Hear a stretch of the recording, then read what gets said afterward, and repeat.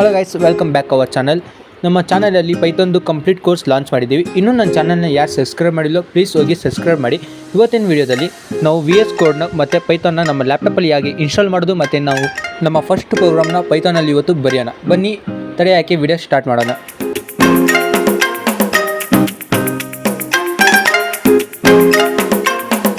ಹೋದ ವಿಡಿಯೋದಲ್ಲಿ ನಿಮಗೆ ಪೈಥಾನ್ನ ವೆಬ್ಸೈಟಿಂದ ಡೌನ್ಲೋಡ್ ಮಾಡೋದನ್ನ ಹೇಳ್ಕೊಟ್ಟಿದ್ದೆ. ಈಗ ಡೌನ್ಲೋಡ್ ಮಾಡಿರೋದನ್ನ ನಮ್ಮ ಲ್ಯಾಪ್ಟಾಪಲ್ಲಿ ಹೇಗೆ ಸೆಟಪ್ ಮಾಡೋದಂತ ಇವತ್ತಿನ ವೀಡಿಯೋದಲ್ಲಿ ನಾವು ನೋಡೋಣ. ನೀವು ಡೌನ್ಲೋಡ್ ಮಾಡಿರೋ ಪೈಥಾನ್ನ ಫಸ್ಟು ಓಪನ್ ಮಾಡ್ಕೊಳ್ಳಿ. ಓಪನ್ ಮಾಡಿದ ತಕ್ಷಣ ಈ ರೀತಿ ವಿಂಡೋ ಓಪನ್ ಆಗುತ್ತೆ. ನನಗೆ ಇಲ್ಲಿ ಮಾಡಿಫೈ ರಿಪೇರ್ ಅನ್ಇನ್ಸ್ಟಾಲ್ ಅಂತ ತೋರಿಸ್ತಿದೆ, ಯಾಕಂದರೆ ನನ್ನ ಲ್ಯಾಪ್ಟಾಪಲ್ಲಿ ಆಲ್ರೆಡಿ ನಾನು ಪೈಥಾನ್ ಇನ್ಸ್ಟಾಲ್ ಮಾಡಿದ್ದೀನಿ, ಅದಕ್ಕೋಸ್ಕರ ಈ ಥರ ತೋರಿಸ್ತಿದೆ.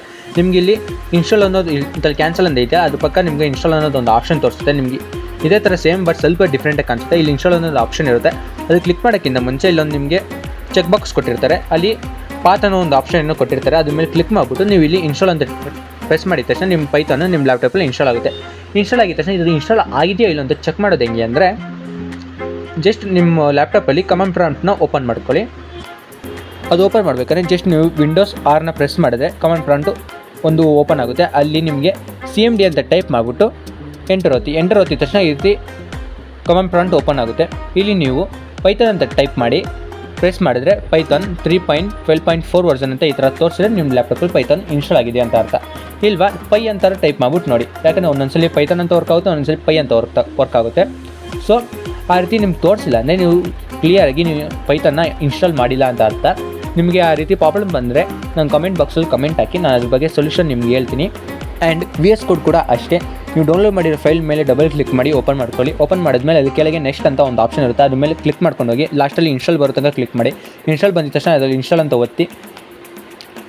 ಒತ್ತಿದ ತಕ್ಷಣ ನಿಮ್ಮ VS ಕೋಡು ನಿಮ್ಮ ಲ್ಯಾಪ್ಟಾಪಲ್ಲಿ ಕಂಪ್ಲೀಟಾಗಿ ಇನ್ಸ್ಟಾಲ್ ಆಗುತ್ತೆ. ಆ ಇನ್ಸ್ಟಾಲ್ ಆಗಿದ ತಕ್ಷಣ ನೀವು ಫೋಲ್ಡರ್ಗೆ ಹೋಗ್ಬಿಟ್ಟು ಒಂದು ಫೈಲ್ನ ಕ್ರಿಯೇಟ್ ಮಾಡ್ಕೊಳ್ಳಿ. ಫೈಲ್ನ ಕ್ರಿಯೇಟ್ ಮಾಡಿದ ತಕ್ಷಣ ಮತ್ತೆ VS ಕೋಡಿಗೆ ಬನ್ನಿ. VS ಕೋಡಿಗೆ ಬಂದಮೇಲೆ ಇಲ್ಲಿ ಮೇಲೆ ಫೈಲ್ ಅಂತ ಆಪ್ಷನ್ ಇರುತ್ತೆ. ನೀವು ಫಸ್ಟ್ ಟೈಮ್ ಓಪನ್ ಮಾಡಿದಾಗ ಈ ರೀತಿ ಏನೂ ಇರೋಲ್ಲ, ಪ್ಲೈನ್ ಆಗಿರುತ್ತೆ. ಸೊ ಇಲ್ಲಿ ಸೈಡಲ್ಲಿ ಫೈಲ್ ಅನ್ನೋದು ಒಂದು ಆಪ್ಷನ್ ಇರುತ್ತೆ, ಅದ್ರ ಮೇಲೆ ಕ್ಲಿಕ್ ಮಾಡ್ಕೊಳ್ಳಿ. ಅಲ್ಲಿ ಓಪನ್ ಫೋಲ್ಡರ್ ಅನ್ನೋ ಒಂದು ಆಪ್ಷನ್ ಇರುತ್ತೆ, ಅದ್ರ ಮೇಲೆ ಕ್ಲಿಕ್ ಮಾಡಿಬಿಟ್ಟು ನೀವು ಈಗ ತಾನೇ ಒಂದು ಫೈಲ್ನ ಕ್ರಿಯೇಟ್ ಮಾಡಿದ್ದೀರಲ್ಲ ಆ ಫೈಲ್ನ ಓಪನ್ ಮಾಡ್ಕೊಳ್ಳಿ. ಎಲ್ಲೋಯ್ತು, ಇಲ್ಲಿದೆ, ಸೆಲೆಕ್ಟ್ ಫೋಲ್ಡರ್. ನೀವು ಓಪನ್ ಮಾಡಿದ ತಕ್ಷಣ ಈ ರೀತಿ ಇಂಟರ್ಫೇಸ್ ಬರುತ್ತೆ. ಇಲ್ಲಿ ನೀವು ನೋಡ್ಬೋದು, ಇಲ್ಲಿ ಸೈಡಲ್ಲಿ ಓಪನ್ ಎಡಿಟರ್ ಮೇಲೆ ಒಂದು ಫೈಲ್ ಕ್ರಿಯೇಟ್ ಮಾಡೋ ಒಂದು ಆಪ್ಷನ್ ಇರುತ್ತೆ, ಅದ್ರ ಮೇಲೆ ಕ್ಲಿಕ್ ಮಾಡಿಬಿಟ್ಟು ನಿಮ್ಮ ಫೈಲಿಗೆ ಏನು ನೇಮ್ ಬೇಕೋ ಅದು ನೇಮ್ ಇಟ್ಕೋಬೋದು. ಸದ್ಯಕ್ಕೆ ಅಲೋ ಅಂತ ಹೇಳ್ತಿದ್ದೀನಿ, ಅಲೋ ಡಾಟ್ ನೇಮ್ ಇಟ್ಬಿಟ್ಟು .py ಅಂತ ನೀವು ಟೈಪ್ ಮಾಡಿಬಿಟ್ಟು ಫೈಲ್ನ ಸೇವ್ ಮಾಡಬೇಕಾಗುತ್ತೆ. ಯಾಕಂದರೆ PY ಅಂದರೆ ಪೈಥಾನ್ ಅಂತ ಅರ್ಥ. ನೀವು ಸೇವ್ ಮಾಡಬೇಕು ಅಂದರೆ ಜಸ್ಟ್ ಇಲ್ಲಿ ಮತ್ತೆ ಫೈಲ್ಸ್ ಮೇಲೆ ಕ್ಲಿಕ್ ಮಾಡಿ, ಇಲ್ಲಿ ಸೇವ್ ಅನ್ನೋ ಒಂದು ಆಪ್ಷನ್ ಇದೆಯಲ್ಲ ಅದ್ರ ಮೇಲೆ ಕ್ಲಿಕ್ ಮಾಡಿ. ಕ್ಲಿಕ್ ಮಾಡಿದ ತಕ್ಷಣ ಫೈಲ್ ಸೇವ್ ಆಗುತ್ತೆ. ನೀವು ಪದೇ ಪದೇ ಈ ರೀತಿ ಸೇವ್ ಮಾಡೋಕ್ಕೆ ಇಷ್ಟ ಇಲ್ವಾ? ಸೊ ಜಸ್ಟ್ ಮತ್ತೆ ಫೈಲ್ ಮೇಲೆ ಕ್ಲಿಕ್ ಮಾಡಿ, ಇಲ್ಲಿ ಆಟೋ ಸೇವ್ ಅನ್ನೋ ಒಂದು ಆಪ್ಷನ್ ಇದೆ, ಅದ್ರ ಮೇಲೆ ಕ್ಲಿಕ್ ಮಾಡಿ. ಕ್ಲಿಕ್ ಮಾಡಿದ್ರೆ ನೀವು ಯಾವುದೇ ಒಂದು ಫೈಲ್ ಕ್ರಿಯೇಟ್ ಆದರೂ ಆಟೋಮೆಟಿಕ್ ಫೈಲು ಸೇವ್ ಆಗುತ್ತೆ. ನಿಮಗೆ VS ಕೋಡು ಮತ್ತು ಪೈಥಾನು ಇನ್ಸ್ಟಾಲ್ ಕರೆಕ್ಟಾಗಿ ಆಗ್ತಿಲ್ಲ ಅಂದರೆ ಅದ್ರ ಬಗ್ಗೆ ತಲೆ ಕೆಡಿಸ್ಕೋಬೇಡಿ. ನೀವು ರ್ಯಾಪ್ಲೆಟ್ ಅಂತ ಒಂದು ಆನ್ಲೈನಲ್ಲಿ ಕೋಡ್ ಎಡಿಟರ್ ಇದೆ, ಅದನ್ನು ನೀವು ಯೂಸ್ ಮಾಡ್ಕೊಳ್ಳಿ. ನಾನು ಹೋದ ವಿಡಿಯೋದಲ್ಲಿ ನಾನು ಅದನ್ನು ಹೆಂಗೆ ಯೂಸ್ ಮಾಡೋದು, ಹೆಂಗೆ ಫೈಲ್ ಕ್ರಿಯೇಟ್ ಮಾಡೋದು ಅಂತ ಹೇಳ್ಕೊಟ್ಟಿದ್ದೀನಿ. ಸೊ ನೀವು ಅದನ್ನು ಕೂಡ ಯೂಸ್ ಮಾಡ್ಕೋಬೋದು. ಆ ವಿಡಿಯೋ ನೀವು ಇನ್ನೂ ನೋಡಿಲ್ಲ ಅಂದರೆ ನಾನು ಐ ಬಟನಲ್ಲಿ ಆ ವಿಡಿಯೋ ಹಾಕಿರ್ತೀನಿ, ಪ್ಲೀಸ್ ಆ ವಿಡಿಯೋನ ಚೆಕ್ಔಟ್ ಮಾಡ್ಕೊಳ್ಳಿ.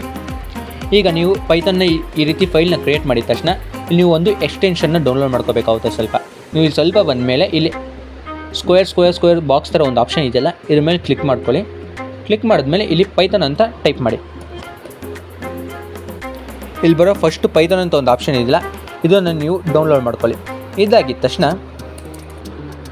ಕೋಡ್ ರನ್ನರ್ ಅಂತ ಟೈಪ್ ಮಾಡ್ಕೊಳ್ಳಿ. ಆಮೇಲೆ ಇದನ್ನು ಕೂಡ ಡೌನ್ಲೋಡ್ ಮಾಡ್ಕೊಳ್ಳಿ. ಇದನ್ನು ಯಾಕೆ ಡೌನ್ಲೋಡ್ ಮಾಡಿಸಿದೆ ಅಂದರೆ ನಿಮಗೆ ಸೈಡಲ್ಲಿ ಒಂದು ಕೋಡ್ನ ರನ್ ಮಾಡೋ ಆಪ್ಷನ್ ಕಾಣಿಸ್ತಿರ್ಬೋದು. ಈ ರೀತಿ ಆಪ್ಷನ್ ಕಾಣಿಸೋಕ್ಕೆ ಇದನ್ನು ನೀವು ಡೌನ್ಲೋಡ್ ಮಾಡ್ಕೋಬೇಕಾಗುತ್ತೆ. ಸೊ ಇವೆರಡು ಡೌನ್ಲೋಡ್ ಮಾಡಿದ ತಕ್ಷಣ ಮತ್ತೆ ನೀವು ಫೈಲ್ಸ್ಗೆ ಎಲ್ಲಿ ಫೈಲ್ ಕ್ರಿಯೇಟ್ ಮಾಡಿದೆಯೋ ಅದ್ರ ಮೇಲೆ ಹೋಗಿ ಆ ಫೈಲ್ನ ಓಪನ್ ಮಾಡ್ಕೊಳ್ಳಿ. ಇಲ್ಲಿ ನೀವು ಫಸ್ಟು ಪ್ರೋಗ್ರಾಮ್ನ ಟೈಪ್ ಮಾಡಬೇಕು. ಈಗ ಪೈಥಾನಲ್ಲಿ ನೀವು ಏನೇ ಒಂದು ವರ್ಡ್ನ ಟೈಪ್ ಪ್ರಿಂಟ್ ಮಾಡಬೇಕು ಅಂದರೆ ಪ್ರಿಂಟ್ ಅನ್ನೋ ಕೀವರ್ಡ್ನ ಯೂಸ್ ಮಾಡಬೇಕಾಗುತ್ತೆ. ಪ್ರಿಂಟ್ ಅಂದರೆ ನೀವು ಏನೋ ಒಂದು ಔಟ್ಪುಟ್ನ ತೋರಿಸೋಕ್ಕೆ ಪ್ರಿಂಟ್ ಅನ್ನೋ ಕೀವರ್ಡ್ನ ನಾವು ಯೂಸ್ ಮಾಡ್ತೀವಿ. ಇದ್ರ ಬಗ್ಗೆ ಇನ್ನೂ ಕಂಪ್ಲೀಟಾಗಿ ಮುಂದೆ ನೋಡೋಣ. ಈಗ ನಾವು ಫಸ್ಟು ಪ್ರೋಗ್ರಾಮ್ನ ಯಾವ ರೀತಿ ಟೈಪ್ ಮಾಡೋದಂತ ನೋಡೋಣ, ಅಲೋ ವರ್ಡ್ನ ಯಾವ ರೀತಿ ಪ್ರಿಂಟ್ ಮಾಡೋದು ಅಂತ ನೋಡೋಣ. ಬನ್ನಿ, ಇವಾಗ ಅಲೋ ವರ್ಡ್ನ ಯಾವ ರೀತಿ ಪ್ರಿಂಟ್ ಮಾಡೋದು ಅಂತ ನೋಡೋಣ. ಅದು ಪ್ರಿಂಟ್ ಮಾಡೋಕ್ಕೆ ಜಸ್ಟ್ ನೀವು ಪ್ರಿಂಟ್ ಅಂತ ಟೈಪ್ ಮಾಡಿ. ಟೈಪ್ ಮಾಡಿದ್ಮೇಲೆ ಈ ಥರ ಬ್ರಾಕೆಟ್ ಓಪನ್ ಮಾಡಿ, ಆಮೇಲೆ ಕಾಲಮ್ಸ್ ಹಾಕ್ಕೊಂಡು ಹಲೋ ವರ್ಲ್ಡ್ ನೀವು ಅದ್ರ ಒಳಗೆ ಏನು ಪ್ರಿಂಟ್ ಮಾಡ್ತಿರೋ ಅದನ್ನು ಟೈಪ್ ಮಾಡ್ಕೊಳ್ಳಿ.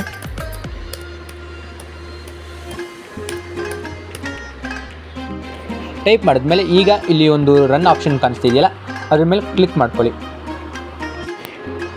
ಕ್ಲಿಕ್ ಮಾಡಿದ್ಮೇಲೆ ಇಲ್ಲಿ ನೋಡ್ತಿರ್ಬೋದು ಹಲೋ ವರ್ಲ್ಡ್ ಅಂತ ಕೆಳಗೆ ಔಟ್ಪುಟ್ ಬಂದಿದೆ.